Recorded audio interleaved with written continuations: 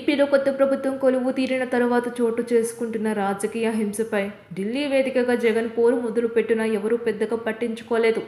Assembly సమావేశాలు జరుగుతుంటే ఇక్కడ చేయాల్సిన పోరాటం ఢిల్లీలో చేయడం ఏంటని ప్రశ్నించారు. అయితే ఢిల్లీలో వైసీపీ ధర్నా మొదలయ్యాక చోటు చేసుకున్న పరిణామాలు ఊహించని రీతిలో మారిపోయాయి. రాష్ట్రంలో ఎన్డీఏ కూటమిపై పోరాడుతున్న నేతగా జగన్ను ఇండియా కూటమి హక్కున చేర్చుకుంది.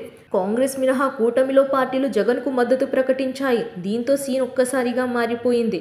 ఇండియా కూటమిలోని కీలక పార్టీగా ఉన్న సమాజ్వాదీ పార్టీ అధినేత అఖిలేష్ యాదవ్ మద్దతు ఇవ్వడం కూడా చర్చనీయాంశంగా మారింది.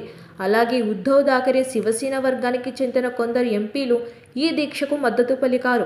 ఇక ఢిల్లీలో ఉన్న జగన్ ఓ ప్రముఖ జాతీయ మీడియా ఛానల్కు ఇచ్చిన ఇంటర్వ్యూలో ఏపీలో వైసీపీ కార్యకర్తలపై దాడులు జరుగుతున్న క్రమాన్ని ఉద్దేశించి కీలక వ్యాఖ్యలు చేశారు. తనను చంపాలనుకుంటే చంపేయండి అని జగన్ అన్నారు. అంతేగాని మీకు ఓటు వేయలేదని కారణంతో అమాయకులైన ప్రజలు, కార్యకర్తలను లక్ష్యంగా చేసుకుని ఇలాంటి దాడులు చేయడం సరికాదని అన్నారు.